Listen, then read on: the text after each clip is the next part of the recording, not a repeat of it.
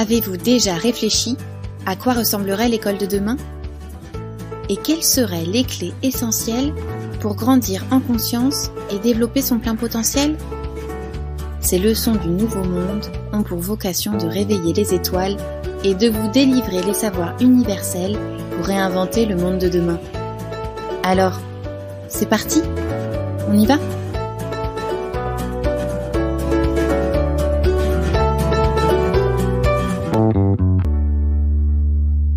Les leçons du nouveau monde, leçon numéro 1. Cultiver la paix de l'esprit, partie 2. Le pouvoir de la concentration. Je vous retrouve pour vous partager la deuxième partie de la leçon d'Elicia sur comment cultiver la paix de l'esprit à l'intérieur de soi. Lors de la première partie, vous vous souvenez que Elicia nous a enseigné l'importance du pouvoir de la méditation qui permet de repousser les pensées qui nous polluent. Pour cette deuxième partie, Elicia a souhaité approfondir une technique en particulier qui aide à la méditation, celle de la concentration. Comme la fois précédente, les enfants sont assis en cercle dans la forêt de chênes, lieu idéal pour cultiver la paix. Pour bien suivre cette nouvelle leçon, tu peux toi aussi te trouver un endroit au calme. Rappelle-toi que le lieu dans lequel on se trouve sert l'enseignement que l'on va recevoir.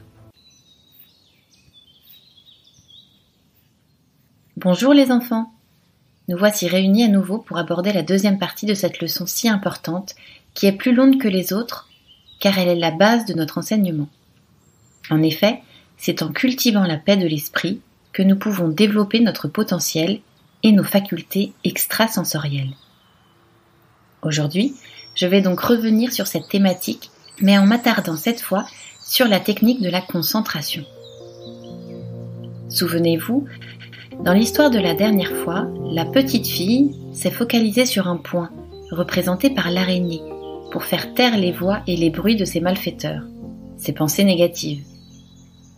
L'araignée était ici symbole de patience, mais il peut aussi s'agir d'un point à l'intérieur de nous sur lequel nous allons focaliser notre esprit. Cela peut être entre nos deux yeux par exemple, on l'appelle aussi le troisième œil. On peut aussi se focaliser sur notre plexus solaire. Pour le localiser, il suffira de poser votre main en largeur au-dessus de votre nombril et le plexus se trouvera juste au-dessus. Ou bien encore se concentrer sur le centre de notre cœur.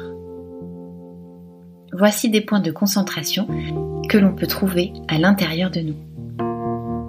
La concentration est une technique qui demande un apprentissage, mais avec patience et persévérance. Elle nous permet de nous libérer l'esprit pour y instaurer la paix. Voici quelques-uns de ses bienfaits. Le fait de se concentrer apporte la joie. C'est aussi simple et magique que cela.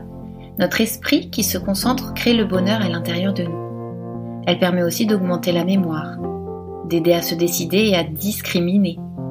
Elle permet aussi de rester calme. Grâce à la concentration, nous ne nous laissons plus happer par le reste.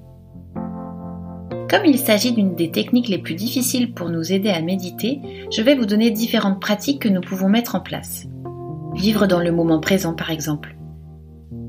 Penser au passé ou au futur est un échappatoire, une manière de fuir ce présent dans lequel nous ne serions pas assez heureux. Ne pas procrastiner. Quand on a une envie, on l'écoute. Il est nécessaire en effet d'entraîner notre esprit à être plus concentré en essayant de faire attention à celles et ceux qui nous entourent. Nous arrivons à la fin de la leçon sur comment cultiver la paix en nous-mêmes.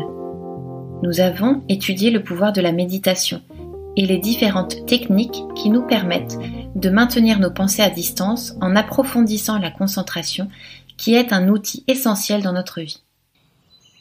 Il est temps maintenant de mettre en pratique cette leçon.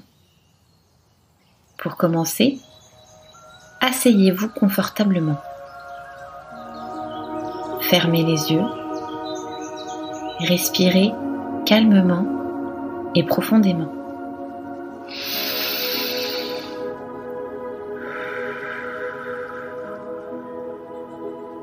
Imaginez maintenant une bulle qui vous entoure.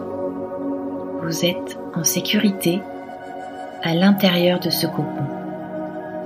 Vous pouvez observer cette bulle, sa couleur, sa texture. Y a-t-il des paillettes, des étoiles, des plumes? C'est votre refuge. À vous de l'imaginer comme vous la souhaitez.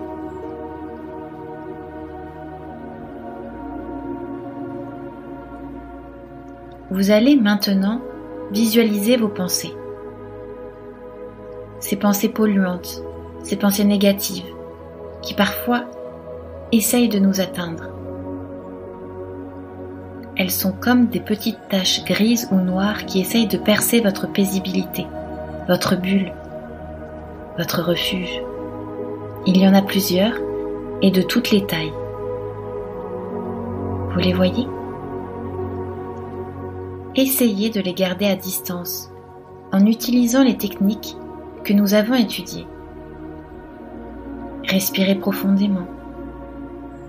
Visualisez une image puissante. Ou bien répétez un mantra positif. Ou encore, concentrez-vous sur un point à l'intérieur de vous-même, comme votre cœur par exemple. Parvenez-vous à éloigner ces pensées désagréables ? Essayez encore un peu. Vous êtes dans votre bulle, dans votre refuge, en sécurité. Respirez profondément et quand vous êtes prêt, vous pourrez ouvrir les yeux.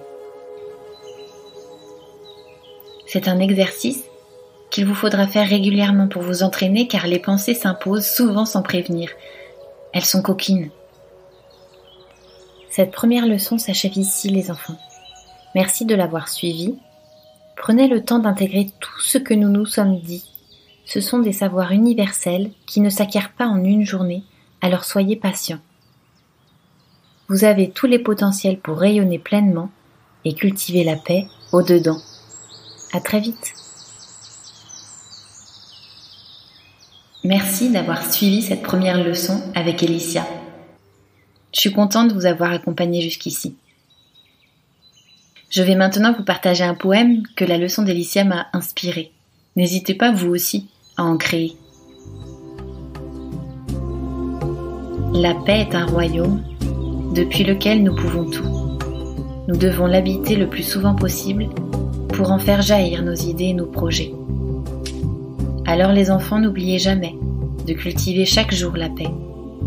Faites régner le silence pour accueillir votre véritable essence, car elle est ce qu'il y a de plus précieux pour grandir et vivre heureux. Allez, à très vite les enfants.